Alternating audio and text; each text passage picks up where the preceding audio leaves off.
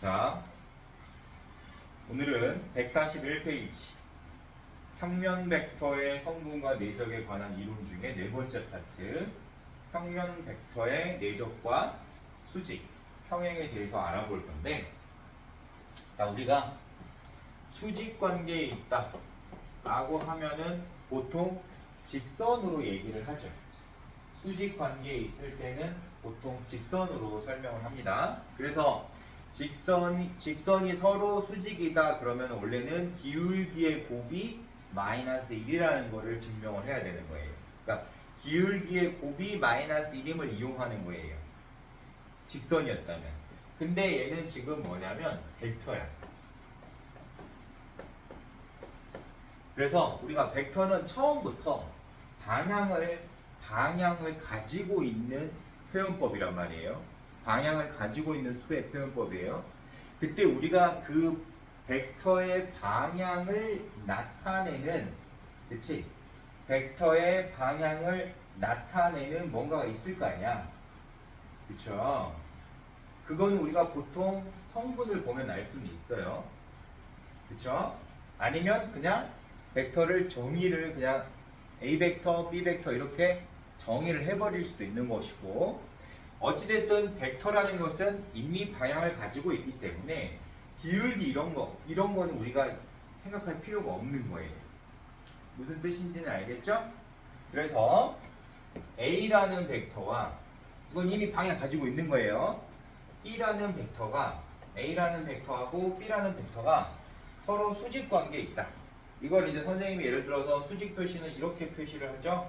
여러분들 뭐 요즘에는 그런 친구들이 없겠지만 이 표시를 이제 뭐 다른 요괴 표시로 사용하는 친구는 없겠죠? 어쨌든 이 수직 표시 이렇게 돼 있단 말이야. 그러면 벡터가 수직이라는 거는 만약에 직선이었다면 두 직선의 기울기의 곱이 마이너스 1인 걸로 증명할 수 있었고, 또는 두 직선의 기울기의 곱이 마이너스 1임을 이용하면 됐었는데, 벡터가 수직이라면 우리가 어떻게 되는 거야? 이걸 생각해 보라는 거지. 되겠어요? 그때 봐봐, 벡터가 수직이라는 것은 두 벡터가 이루는 각의 크기가 90도라는 거잖아. 그러면 우리가 조금 전에 배웠던 단원이 뭐냐면 내적이란 말이야. 벡터의 내적을 배웠단 말이지.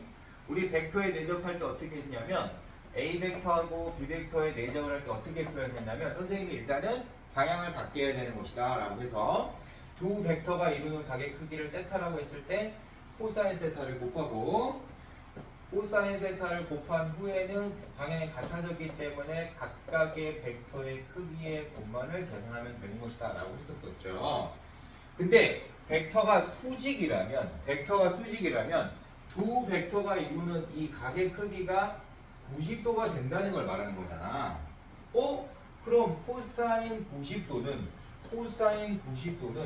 0이란 말이에요.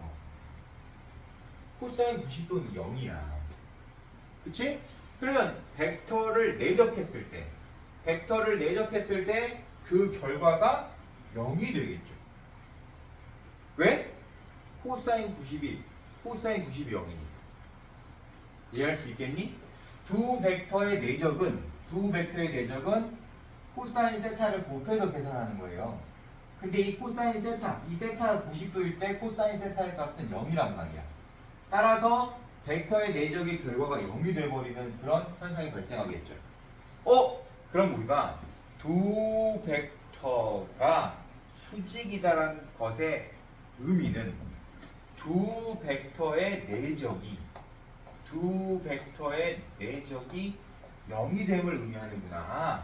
이렇게 이해할 수 있다는 거예요. 자, 혼란을 느끼면 안 되는 포인트예요. 직선의 기울기의 곱은 마이너스 1인 겁니다. 근데 벡터는 코사인 세타를 곱하기 때문에 내적을 했을 때 0이 되는 거다. 이렇게 생각을 해줬어야 되는 거예요. 여러분들 교재 141페이지 1번 박스 안에 있는 내용이 바로 이 내용인 거예요. 그러면 벡터가 수직이다라는 거 이제 우리가 만약에 문제에 출제가 됐어. 그럼 뭘 이용하라는 거야? 내적이 0임을 이용하라는 뜻으로 받아들여야 돼요. 벡터가 수직이야 라는 표현이 문제에 들어있어. 그러면 우리는 바로 떠올려야 되는 게 내적이 없이구나. 이걸 떠올려야 된다는 거지. 두 직선이 수직이야. 이런 말이 만약에 문제에 출제가 돼 있어. 그러면 기울기의 곱이 마이너스 1이라는 걸 떠올려야 돼요. 벡터가 수직이야. 그러면 내적이 0이야. 이걸 떠올려야 된다는 거야. 이거 꼭 기억해야 돼요. 까먹으면 안 돼요. 매우 자주 나올 수 있습니다. 자, 두 번째. 벡터의 평행은 그러면 어떻게 알 수 있는 것이냐? 두 벡터가 평행하다는 것은 우리가 어떻게 내적으로 이해하면 되는 것이냐? 지금 내적을 이용한 수직과 평행을 공부하는 단원인 거예요. 원래는 벡터가 평행하다 그러면은 어떤 한 벡터의 실수배를 쓸 때 다른 벡터가 된다 이렇게 설명했었잖아. 그건 일단 접어두고, 알겠지? 벡터가 평행이라는 걸 우리가 어떻게 증명해요? 한 벡터의 실수배를 하면 다른 벡터가 된다. 다른 벡터가 됐을 때, 벡터가 같은 벡터가 될 수 있을 때 우리가 벡터가 평행이라고 배웠단 말이야. 근데 지금은 내적을 이용한 평행을 한번 계산해 보겠다는 거죠. 자, 그럼 한번 해보도록 할게요. 평행이란 말은 두 벡터가 이루는 각의 크기가 몇 도가 된다는 걸 말하는 거죠. 벡터가 평행이니까 당연히 두 벡터가 이루는 각의 크기는 평각일 수밖에 없는 거야. 벡터는 선생님이 있잖아, 움직일 수 있는 거라고. 방향을 안 바꾸면 위치는 얼마든지 이동할 수 있는 거라고 했잖아요. 그죠? 그러니까 벡터가 평행하다라고 말을 해버리면 두 벡터가 이루는 각의 크기가 180도가 된다는 것을 의미하는 것이다. 이 정도로 받아들일 수 있을까요? 없을까요? 있겠죠? 자, 따라서 우리는 내적을 했을 때 이 코사인 세타의 값이 이 세타가 180도 0도이거나 180도이거나 둘 중에 하나겠죠. 평각이니까 아예 같은 방향으로 가고 있었을 수도 있죠. 그죠? 또는 반대 방향이면 평행은 평행이잖아. 그지? 봐봐. 우리가 직선으로 말하면 이런 게 지금 평행이야. 근데 벡터로 얘기를 하면은 이런 벡터하고 이런 벡터가 있을 수도 있는 거고. 이 두 벡터가 평행일 수도 있는 거잖아요. 맞죠? 그러면 선생님이 위치 벡터로 시점을 일치한다고 가정했을 때 위치를 똑같은 위치로 만든다고 가정을 하고 벡터를 말하면 두 벡터가 이루는 각의 크기는 180이 될 수 있잖아. 그치? 근데 만약에 이 벡터랑 이 벡터가 이제 이렇게 평행할 수도 있는 거잖아. 그러면 당연히 시점을 일치하게 만들었을 때 두 벡터가 이루는 각의 크기는 0도일 수 있겠죠. 그러면 벡터가 평행하다는 것의 의미는 내적으로 따졌을 때 코사인 세타를 곱해야 되는 것인데 저 세타가 0도이거나 180도임을 이해해야 된다는 거지. 그러면 코사인 0은 얼마예요? 1이에요. 코사인 180은 얼마예요? 마이너스 1. 그러니까 지금 경우는 몇 가지 다르다. 두 가지 다르다. 평행하다면 0도 아니면 두 벡터가 이루는 각의 크기가 0도 아니면 180도일 건데 0도일 때의 값은 1일 거고 180도일 때의 값은 마이너스 1일 거니까 이 코사인 세타의 결과는 플러스 마이너스 1이 되어야 되는 거예요. 플러스 마이너스 1. 이해할 수 있나요? 따라서 내적을 할 때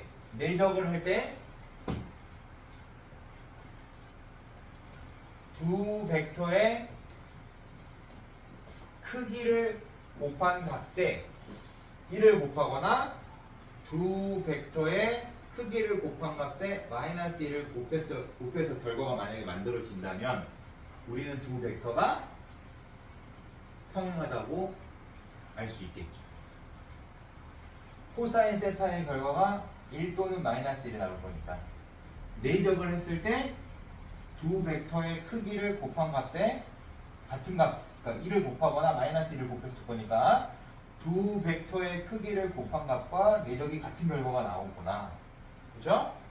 두 벡터의 크기를 곱한 값에 부호만 다른 결과가 나온다면 두 벡터는 평행하다라고 이해할 수 있겠네요. 이렇게 가야 된다. 자, 내적을 사용해야 되는 경우가 있을 수도 있잖아요. 그죠? 또는 내적을 사용했을 때 쉬운 경우도 있을 수 있잖아요. 그지?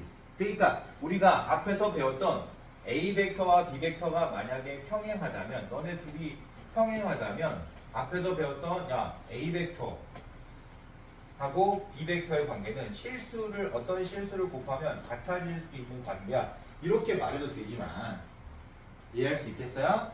왜냐하면 실수를 곱했다는 거는 방향을 반대 방향으로 바꾸거나 크기를 줄였다 늘렸다 이렇게 할 수 있다는 거잖아요. 그치?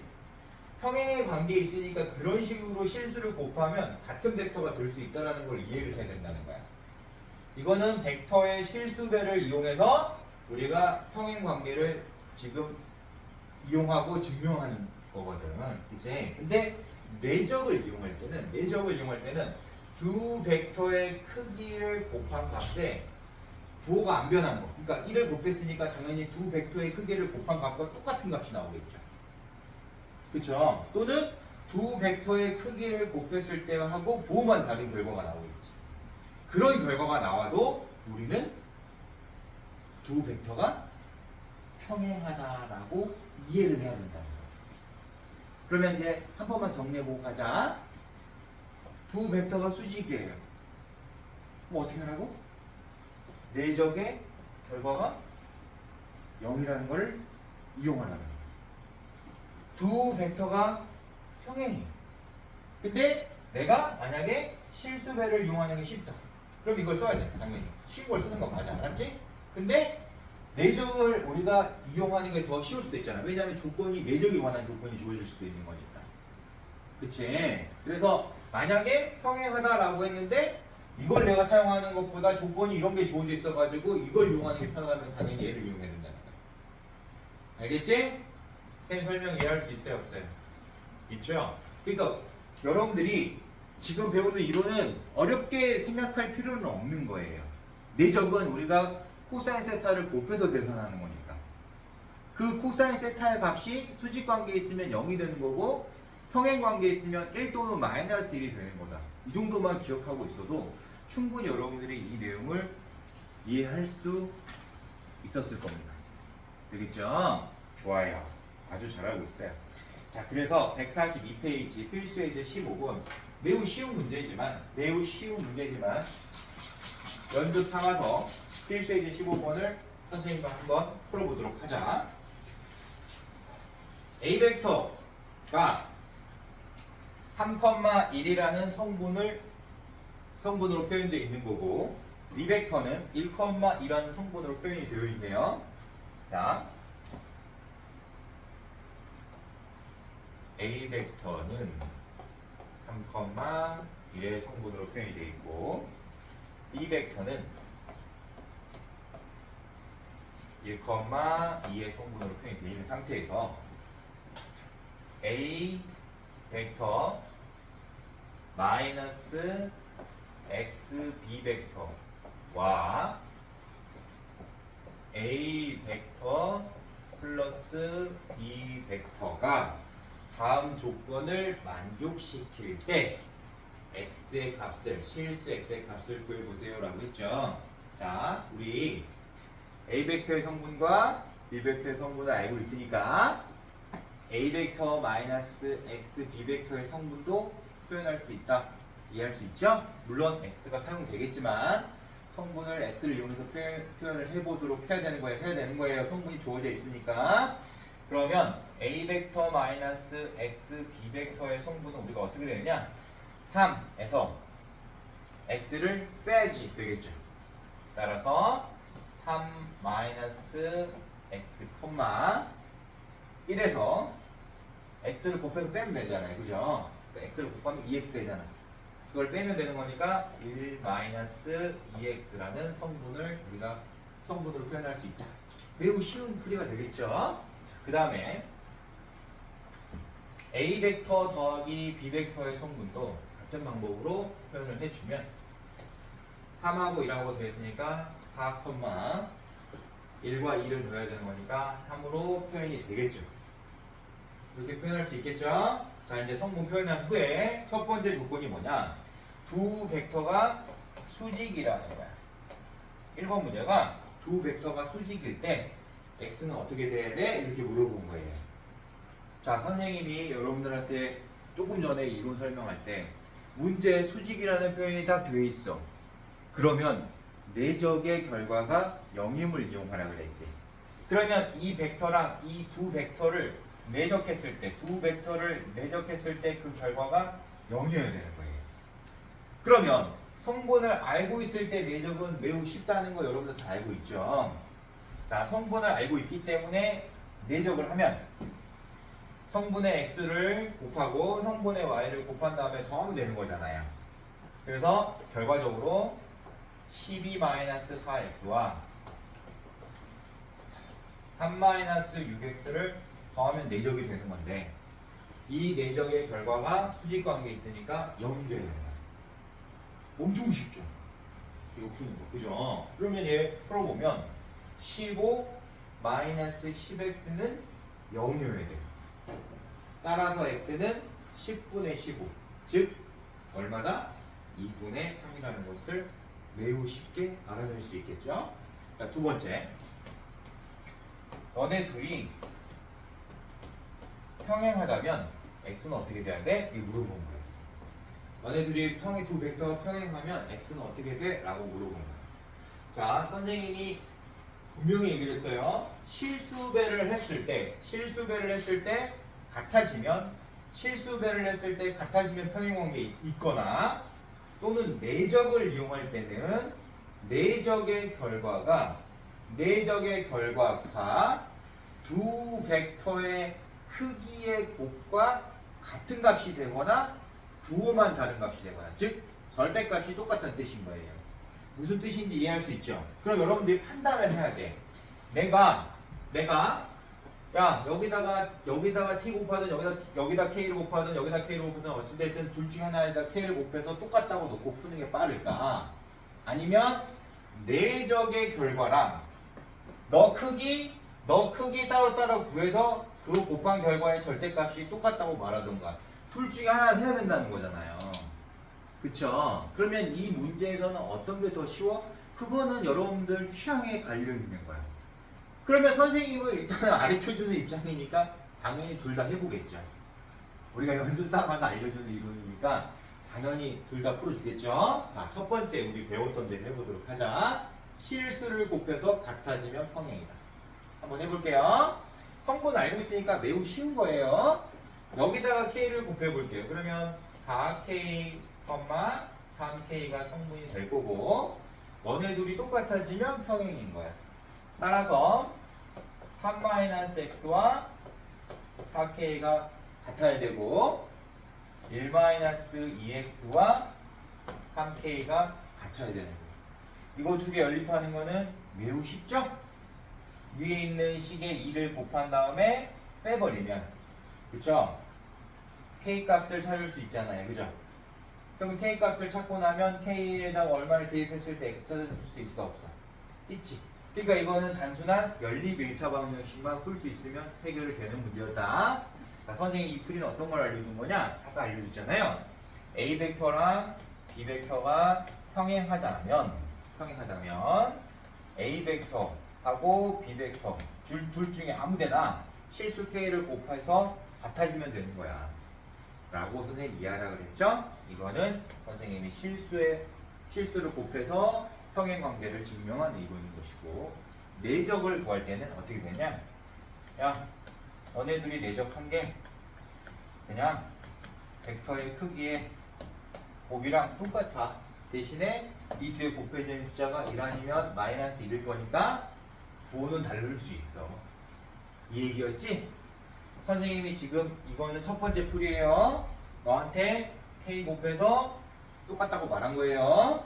이거 연립 1차 방식으로 풀 수 있습니다. 자, 두 번째 풀이 해보도록 할게요. 선생님이 얘기했지만 내적은 성분을 알고 있으니까 그냥 구할 수 있는 거예요. 자, 해볼게요. 아까 했는데 또 있다. 아까 했던 결과 얼마이니? 내적의 결과가 15-10x였죠. 이게 내적의 결과였죠. 자, 그러면 내적한 게 15-10x고 크기 한번 계산해 보자라고 했을 때 이 벡터의 크기 어떻게 구해요? 제곱하고 더한 다음에 루트 써요. 이해할 수 있겠지? 따라서 조금 힘드네요. 3-x의 제곱 더하기 1-2x의 제곱에 제곱근을 쓴 다음에 루트 쓰면 돼요. 될까요? 이렇게 너 곱하기 얘도 똑같은 방법으로 크기 구하면 5 나오지. 8의 제곱은 16이고 3의 제곱은 9니까 더하면 25고 제곱근이니까 5 나오잖아요. 따라서 왜 너네들이 곱한 값이 너랑 똑같아야 돼. 이렇게. 그럼 일단 5로 나누고 그쵸? 양변을 제곱해버리면 몇 차 방정식이 될까요? 그렇지. 그러니까 여러분들이 이제 판단을 해봐. 선생님 저는 연립 1차 방정식이 쉽습니다. 아닙니다. 저는 이런 식으로 막 이렇게 크기 구해가지고요 양변을 제곱해가지고 2차 방정식으로 푸는 게 쉽습니다. 자, 도라이가 아닌 이상해야 도라이가 아닌 이상해야 당연히 연립 1차 방정식이 훨씬 쉬운 것이죠. 1차가 쉬운 것이겠죠. 2차가 쉬울 리는 없잖아요. 그죠? 이해되죠? 그러면 선생님이 왜 이건 둘 다 알려줬느냐? 너네가 판단하라는 거야. 선생님이 아까 얘기했잖아. 이로 설명할 때 평행이면 이게 원래 더 쉬운 거야. 이게 더 쉬울 수밖에 없어. 간단한 거야 이게. 실수 곱해서 똑같은 벡터가 된다. 이게 훨씬 쉬운 거예요. 그러니까 이걸 주로 너를 주로 사용하는 게 맞아. 근데 언제 그러면 내적을 이용해서 평행을 이용하느냐? 내적과 평행 관계를 이용하느냐? 내적에 관한 어떤 게 주어져 있습니다. 벡터의 크기를 내가 알려줬거나, 예를 들어서 선생님 설명 알겠지? 벡터의 크기를 알려줬다거나, 뭐 다른 내적을 했을 때 뭔가의 조건이 추가가 되어 있다면 그걸 이용하는 게 더 쉬울 수 있다는 거예요. 받아들일 수 있죠? 그래요. 이렇게 해결하라는 거예요. 그러니까 여기 교재에 있는 대로 그냥 무조건 내적 이용하는 건 아닌 거예요. 알겠습니까? 네, 좋아요. 이렇게 해서 네 번째 파트의 이론을 선생님이 마무리를 지었습니다. 잠시 쉬었다가 선생님이 다섯 번째 이론, 직선의 방정식에 대해서 또 설명해 주도록 할게요. 일단 영상 촬영 그 부분이 있어서 선생님이 조금 끊어서 가도록 하겠습니다. 다음 시간에 만나요.